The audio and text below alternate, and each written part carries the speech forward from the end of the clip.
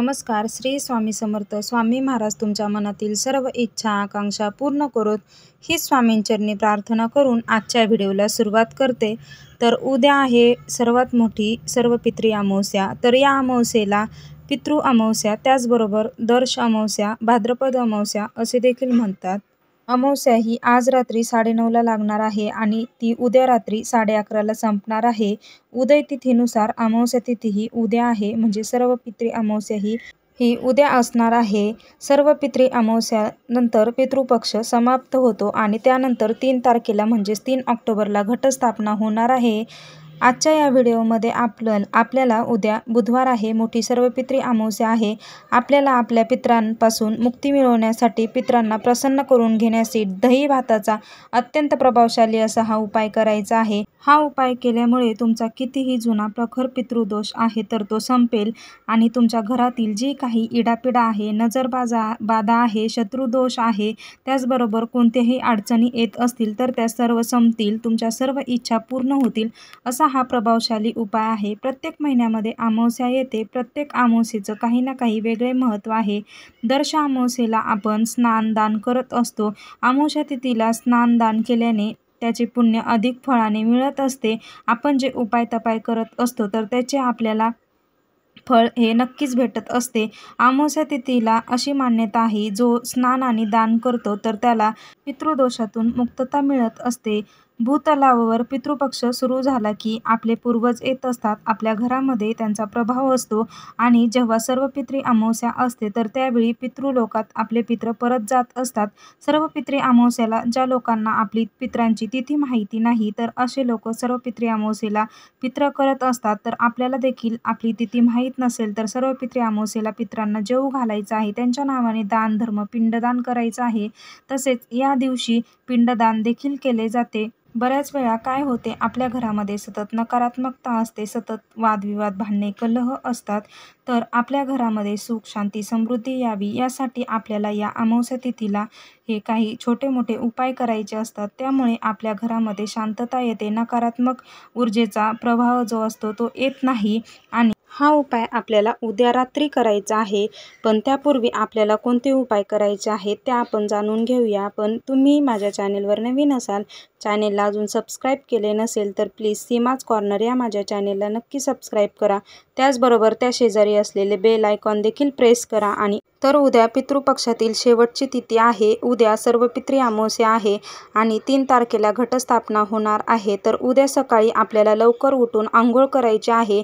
आपल्या पितरांच्या नावाने आपल्याला स्नानदान करायचं आहे. या पितृपक्षाच्या काळामध्ये पवित्र नदीवर जाऊन स्नान करण्याला देखील विशेष महत्त्व आहे. जो कुणी या पितृपक्षाच्या काळामध्ये पवित्र नदीवर जाऊन स्नान करतो तर त्याचे पितृ खुश होत असतात, त्याला आशीर्वाद देत असतात अशी मान्यता आहे. त्याचबरोबर प्रत्येकालाच हे उपाय करणे शक्य नसते, त्यामुळे त्यांनी आंघोळीच्या पाण्यात काही वस्तू टाकून आंघोळ करायची आहे. याचा देखील व्हिडिओ मी चॅनेलवर अपलोड केलेला आहे. आपल्याला आपल्या घरातील स्वच्छता करायची आहे. जे काही जाळे आहेत तर ते आपल्याला काढून टाकायचे आहेत. जी काही नकारात्मकता आहे तर ती दूर करायची आहे. आपल्याला आपला जो उंबरठा आहे तर उंबरठ्यावर आपल्याला थोडंसं पाणी शिंपडायचं आहे. त्यामध्ये आपल्याला थोडंसं गंगाजल टाकायचं आहे. आपले जे पूर्वज असतात, पितृ असतात तर ते आपल्या उंबरठ्यावर आलेले असतात आणि अशा प्रकारे उंबरठ्यावर पाणी टाकले, त्यामध्ये गंगाजल टाकून तर आपले पितृ प्रसन्न होतात व त्यांना मोक्ष मिळत असतो अशी मान्यता आहे. त्याचबरोबर आपला उंबरठा आहे तो स्वच्छ करून त्याच्यावर आपल्याला हळदीचं लेपन देखील करायचं आहे. त्याचबरोबर जो आपला मुख्य प्रवेशद्वार आहे तर त्याच्यावर आपल्याला हळदीने स्वस्तिक काढायचं आहे. स्वस्तिक हे मांगल्याचं प्रतीक आहे, त्यामुळे आपल्याला स्वस्तिक काढायचं आहे. आपल्याला हळदीमध्ये थोडंसं गोमूत्र टाकायचं आहे आणि त्याने आपल्याला मुख्य प्रवेशद्वारावर स्वस्तिक काढायचं आहे, कारण ते शुभतेचं, मांगल्याचं प्रतीक आहे. त्याचबरोबर आपल्या घरामध्ये आपल्याला गोमूत्र देखील शिंपडायचं आहे. परवा 3 तारखेला घटस्थापना होणार आहे, त्यामुळे आपल्याला घराची स्वच्छता करायची आहे. घरामध्ये सर्व घरामध्ये आपल्याला गोमूत्र शिंपडायचं आहे। त्यामुळे जी काही आपल्या घरात नकारात्मकता आहे तर ती दूर होत असते आणि त्यानंतर उद्या संध्याकाळी आपल्याला हा उपाय करायचा आहे। आता उपाय कसा करायचा आहे, कुणी करायचा आहे ते आपण पाहून घेऊया। हा उपाय आपल्याला संध्याकाळी सर्व आपलं काम आवरल्यानंतर, जेवण झाल्यानंतर करायचा आहे। आपल्याला थोडासा तांदूळ घ्यायचा आहे, या तांदळाचा भात आपल्याला शिजवायचा आहे। तर अगदी थोडेसे वाटीभर किंवा अर्धी वाटी तांदूळ घ्या, कारण हा भात आपल्याला खायचा नाही। भात शिजवताना त्यामध्ये मीठ टाकायचं नाही, अळणी भात शिजवायचा आहे। हा जो उपाय आहे तो आपल्या बाथरूममध्ये आपण करणार आहोत, त्यामुळे बाथरूम हे अगोदरच सुकलेलं असावं। त्यानंतर भात शिजवून झाल्यानंतर हा जो भात आहे तर तो आपल्याला एका पुठ्ठ्यावर काढून घ्यायचा आहे किंवा वाटीमध्ये तुम्ही काढू शकता। त्यानंतर भात थंड झाल्यावर याच्यावर आपल्याला थोडंसं दही टाकायचं आहे। दही टाकायला विसरू नका, दही आवर्जून टाकायचं आहे। त्याच्यावर आपल्याला हळदी कुंकू टाकायचं आहे।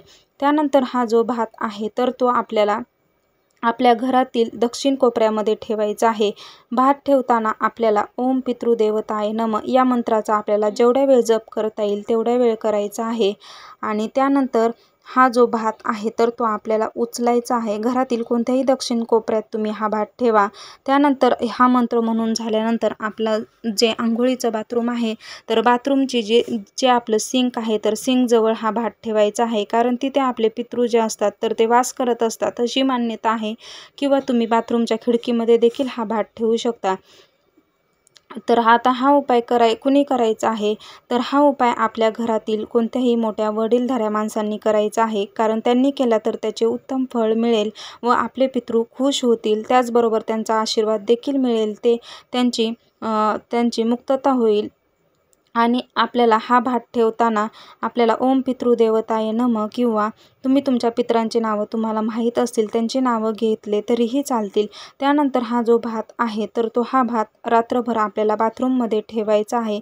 दुसऱ्या दिवशी आपल्याला काय करायचं आहे, हा जो भात आहे तर भात आपल्याला उचलायचा आहे, आपल्या घराच्या बाहेर जायचं आहे। घराच्या बाहेर जी दक्षिण दिशा आहे तिथे आपल्याला हा भात ठेवायचा आहे। किंवा तुमच्या घराच्या बाहेर दक्षिण दिशेला जागा नसेल तर तुम्ही एखाद्या झाडाखाली देखील टाकू शकता, जेणेकरून एखादे पक्षी हे खातील किंवा मुका प्राणी खाईल, कोणाला याचा त्रास होणार नाही याची काळजी घ्यायची आहे। भात ठेवायला जाताना इकडे तिकडे पाहायचं नाही, कोणाशी बोलायचं नाही आणि आपल्याला हात जोडून प्रार्थना करायची आहे। आपल्या पितरांची माफी मागायची आहे, काय चुकलं असेल तर मला माफ करा अशी माफी मागायची आहे। माझी सर्व इडापिडा नजर बाधा दूर होऊ दे अशी प्रार्थना करायची आहे। त्यानंतर घरी यायचं आहे, हातपाय धुवायचे आहे आणि त्यानंतरच घरात यायचं आहे। तर अत्यंत प्रभावशाली आपल्याला उद्या हा दही भाताचा उपाय करायचा आहे। तुमचा कितीही कठीणातील कठीण प्रखर पितृदोष असेल तर तो संपेल। तुमच्या ज्या काही इडापिडा, नजरदोष, शत्रुबाधा असतील तर ते 24 तासात पूर्ण ते नष्ट होतील। असा हा अत्यंत प्रभावशाली उपाय आहे। तर उद्या हा उपाय नक्की करायचा आहे। तर कसा वाटला व्हिडिओ कमेंट करून सांगा आणि असेच व्हिडिओ पाहण्यासाठी चॅनल सबस्क्राईब करा। भेटूयात असाच एक नवीन माहितीपूर्ण व्हिडिओ घेऊन। आजचा व्हिडिओ पाहिल्याबद्दल खूप खूप धन्यवाद। श्री स्वामी समर्थ।